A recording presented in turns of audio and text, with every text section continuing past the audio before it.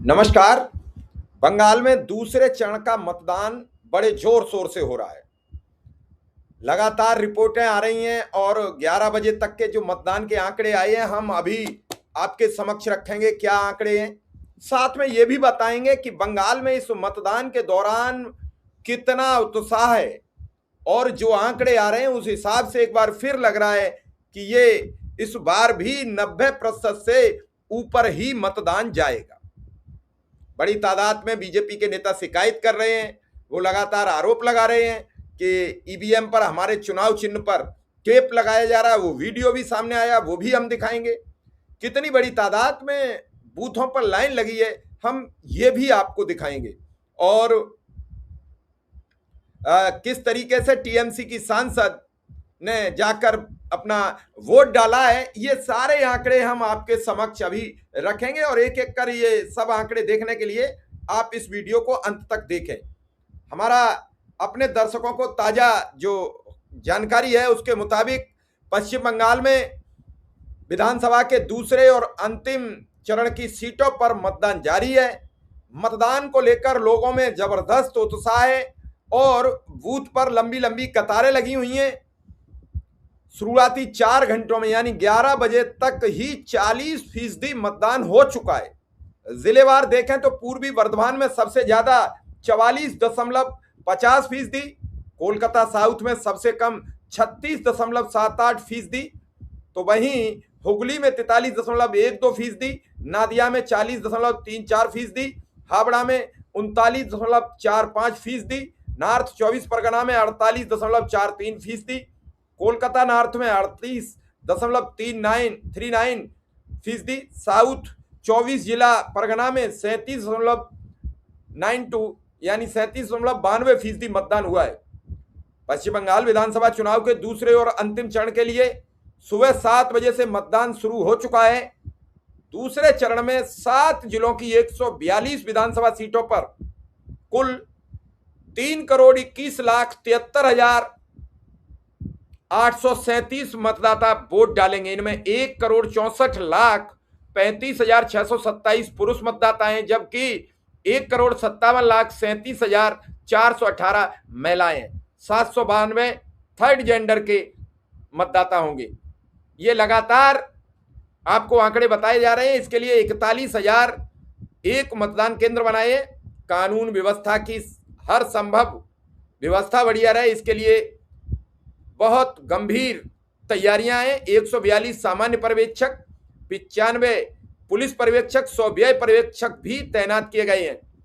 इस बार के चुनाव में जिन दिग्गजों की किस्मत दांव पर लगी है, इनमें मुख्यमंत्री ममता बनर्जी भवानीपुर, विपक्ष के नेता शुभेंदु अधिकारी भवानीपुर, राज्य मंत्री सुजीत बोस विधाननगर, फिराद हकीम कोलकाता पोर्ट, ज्योतिप्रिया मल्लिक हावड़ा, ब्रात्यु वसु दमदम, सोवन देव चट्टोपाध्याय वालीगंज, बीजेपी के अर्जुन सिंह नोवापाड़ा, स्वप्नदास गुप्ता रासबिहारी, रुद्रनील घोष शिवपुर, सीपीआईएम की मीनाक्षी मुखर्जी, दीपशिता धर, कलातन दास गुप्ता, आईएसएफ के नौशाद सिद्दीकी भांगर भी चुनाव मैदान में है।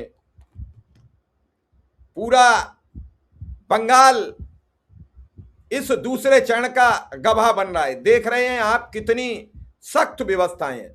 साथ में एक वीडियो और ये आ रहा है जो आपके समक्ष तीन नंबर ब्लॉक पड़ा तो देखे जा, 3 नंबर ब्लॉक पड़ा किना ब्लॉक पड़ा किना देखे जा, ब्लॉक पड़ा तो ब्लॉक पड़ा तो আছে তো আপনার কি নাম কি দেখি আইডেন্টি কার্ড দেখি, আইডেন্টি কার্ড দেখি আপনার আইডেন্টি কার্ড।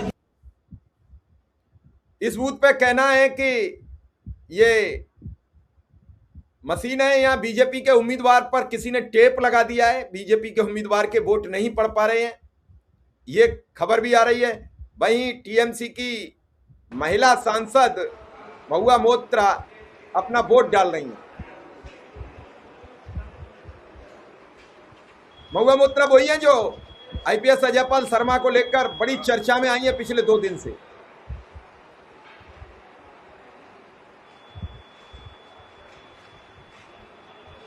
अपनी बारी की प्रतीक्षा करती हुई अब वोट डालेंगी।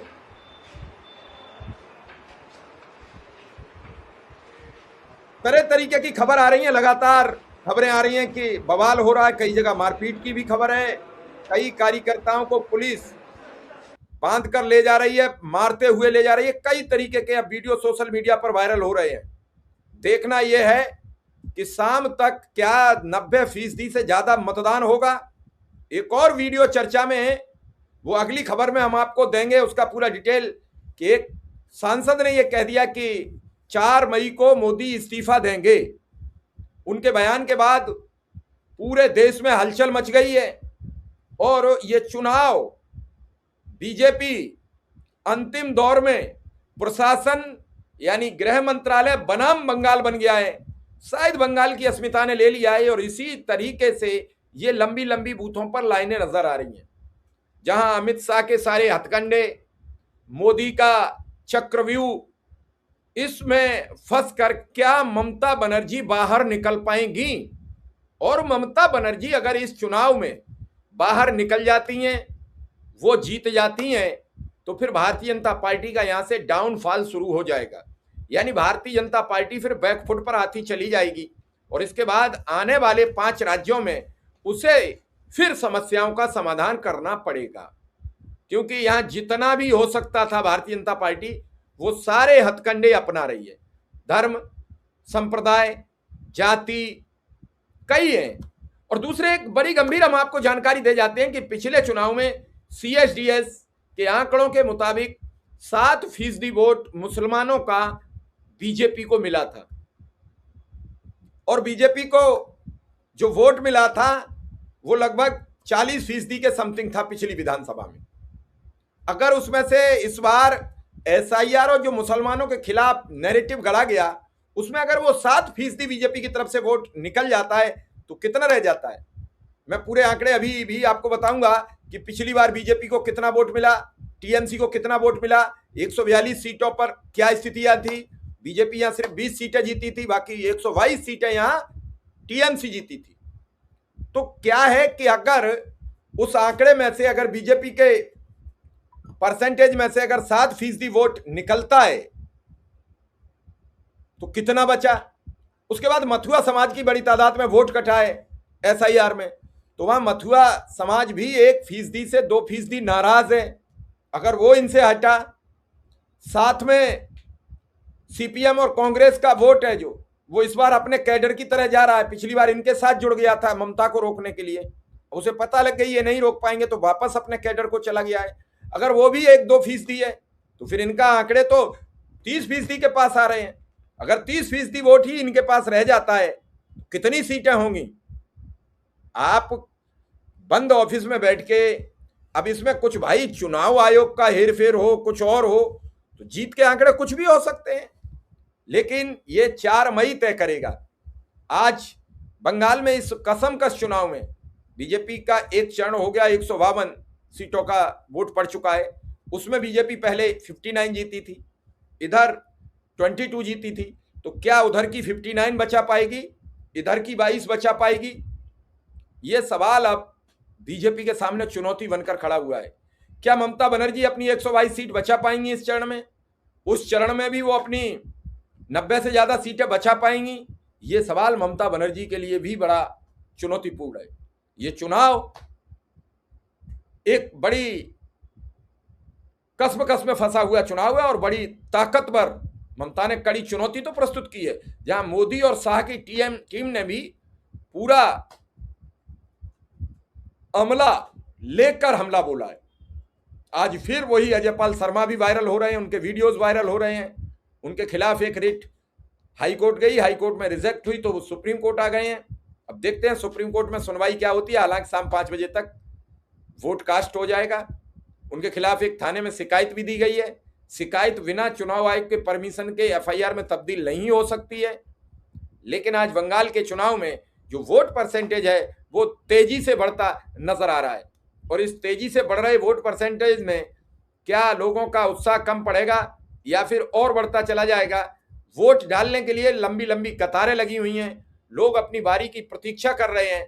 सबको खतरा है कि इस बार अगर वोट कास्ट नहीं किया तो कहीं अगली बार फिर वोट डालने का अधिकार न छीन लिया जाए।